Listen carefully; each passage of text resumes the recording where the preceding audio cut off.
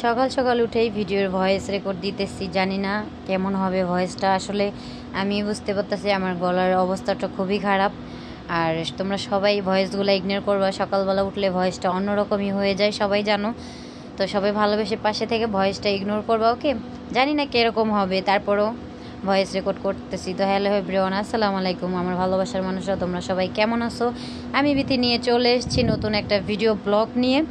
আজকের ভিডিওটা একদমই অন্যরকম, অনেক আনন্দ, অনেক হাসি ঠাট্টা মজা নিয়ে সব কিছু মিলিয়েই আজকের ভিডিওটা তোমাদের সাথে শেয়ার করতেছি। আজকে চলে যাচ্ছি আমরা ঘুরতে, পিকনিক করতে। আসলে কোম্পানির কথা ছিল যে কোম্পানি পিকনিকে নিয়ে যাবে, কিন্তু কোম্পানি তো নিয়ে যায় নাই। আমরাই টাকা পয়সা দিয়ে, গাড়ি ভাড়া দিয়ে সব কিছু করে আমরাই যাচ্ছি পিকনিক করতে।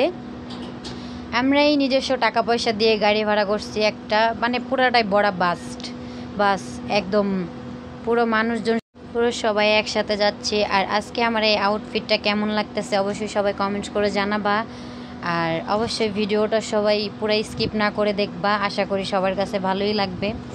তো গাড়িতে অনেক মজা করছি, অনেক এনজয় করছি, অনেক আনন্দ করছি। যেহেতু আমরা অনেক দিনের শখ ছিল যে জর্ডানে কোনো একটা জায়গায় যাব। আমরা আসলে প্রবাস জীবনে কোনো জায়গায় যেতে পারি না, আমাদের এখানে মরুভূমি, আশেপাশে কিছুই নাই ঘোরার মতন, বা ভালোভাবে একটা আছে না মনুষ্য তো বলতে কি সবাই একটা ফিলিং ভালো আসবে, যে ভালো লাগা, এরকম একটা কিছু নাই। যাই হোক, এগুলা ইগনোর করি।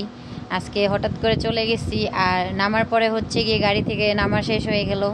নামার পরে গিয়ে আমাদের এই যে মাথায় যে ফুলটা আছে না, ওইটা দিছে, ওইটা কিনছি। ছোট ছোট বাচ্চারা, যেমন আমাদের বাংলাদেশে ছোট ছোট বাচ্চারা দেখি বাংলাদেশে পানির বোতল এইগুলা বিক্রি করে, তো ছোট ছোট বাচ্চারা জর্ডানেও কিন্তু আরবিয়ান যে বাচ্চাগুলা সেইগুলা কিন্তু এগুলা বিক্রি করে। গাড়ি থেকে নামার পরেই গিয়ে এইগুলো দেখে আমি পাগল, কারণ আমার এগুলো পড়তে খুবই ভালো লাগে। আমি যখন বাংলাদেশে কক্সবাজার যাই তখন গিয়ে আমি তখনও কিন্তু একটা ফুল কিনছিলাম এরকম বড়, মানে ওইটা ছিল প্লাস্টিকের, আর এটা সত্যিকারের ফুলের, জাস্ট অসাধারণ লাগতেছিল।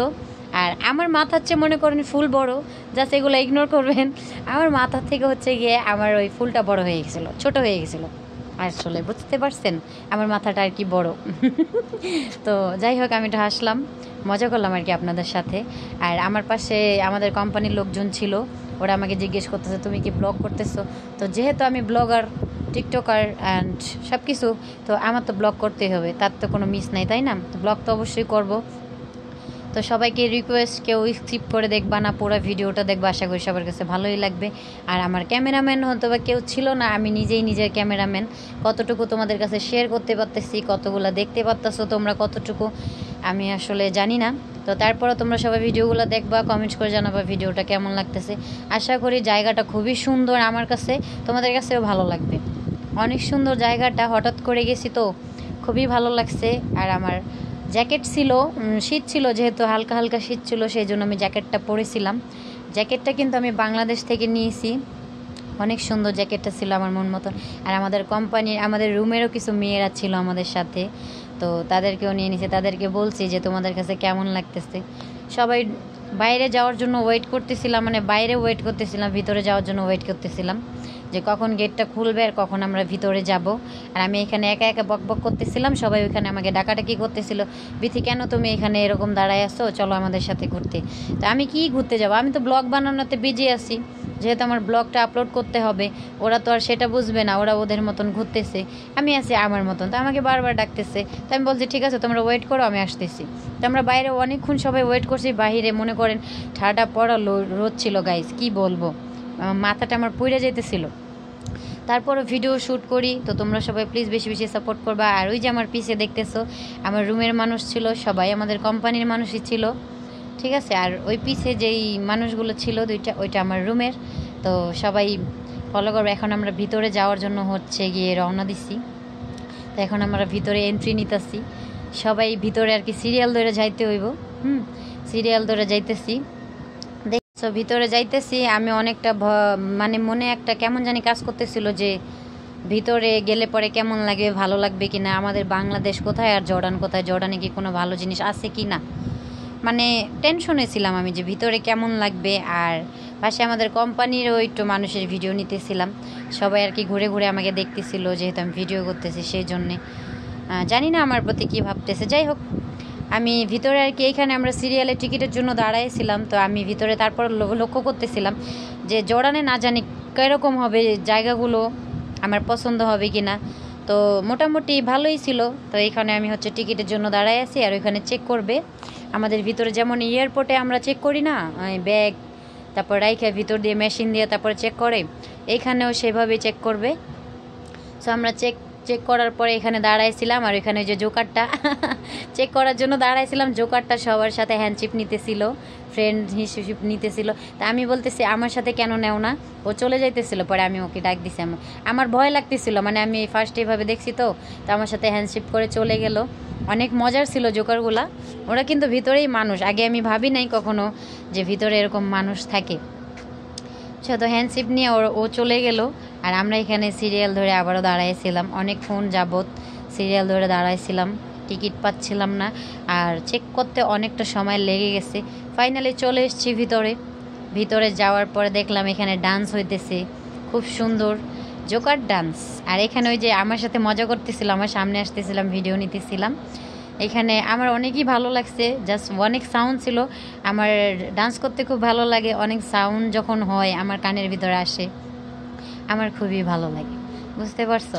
তো আমিও ভিতরে চলে গেছি, আমিও মিউজিক যখন দেখেছি তো আমার মনে হলো আমিও যদি একটু ডান্স করতে পারতাম ওদের সাথে একরকম।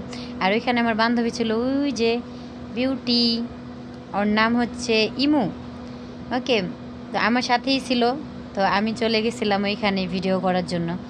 অনেক ভিড়ের মাধ্যমে আমি খুঁজেই পাইতেছিলাম না যে আমাদের কোম্পানির মানুষ কোথায় গেল সবাই। আমি একাই এখানে ছিলাম, টেনশনে ছিলাম সবাই কোথায় গেল, সবাইকে খুঁজতেছিলাম। আর ভিডিওতে এখানে আমি বলতেছিলাম যে কি করা যায়, কোথায় যাওয়া যায়, বা কোথাও তো আমি চিনি না, মানুষজন কোথায় গেল আমার রাইখা। আমার বান্ধবী পিছে দাঁড়াইছিল, ফাইনালি ওদেরকে খুঁজে পেয়েছি সবাইকে, সবাই চলে আসছে।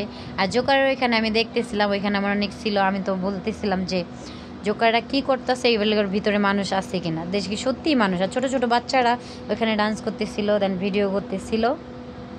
আমি ওইখানে চলে গেছি, আমার ফ্রেন্ডরে বললাম তোমরা সবাই প্লিজ আমার ভিডিও নাও। তো আমি সবাই বললাম যে সবাই ধরলো মোবাইলটা, আমি ওইখানে ফটোশ্যুট করছি, ভিডিও করছি, জাস্ট অসাধারণ লাগছে। দেখতেই পারতেছো যে আমি ফটোশ্যুট নিতেছিলাম অ্যান্ড ভিডিও করতেছিলাম, ডান্সও করছি, কিন্তু আমি অনেক সুন্দর ডান্সও করছি।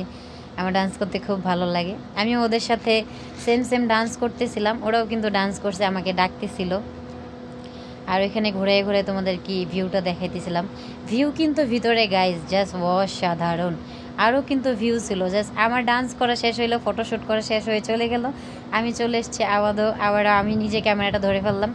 আমার ওই যে বান্ধবী ও শ্যুট করতেছিল, তো ওকে ফটোশ্যুট করতে দিতেছিলাম, ও বলতেছিল কি আমার ফটোশ্যুট করো।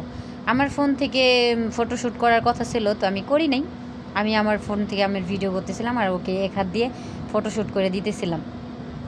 আর ফটোশ্যুট করে দেওয়ার পর আমি ওকে বলতেছিলাম যে ঠিক আছে সমস্যা নাই, তো তুমি ফটোশ্যুট করা শেষ হয়ে গেল, এখন আমি চলে গেছি হচ্ছে এই যে এইখানে বিমানের মতন, এটাকে কি বলে আমি জানি না। এই জায়গার ভিউটা জাস্ট গাইস অসাধারণ ছিল, এখানে একটা লাভ ছিল, লেখা ছিল।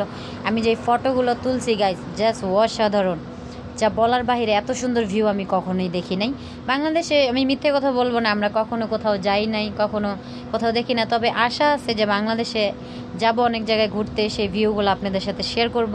আর জর্ডানের ভিউগুলো আপনাদের সাথে শেয়ার করলাম, তো অবশ্যই কমেন্টে জানাবেন ভিউগুলো কেমন লাগলো, ভিডিওটা কেমন লাগলো। জাস্ট অসাধারণ ছিল, আমি ফটোগুলো তুলছি সেটা তো অসাধারণ ছিল।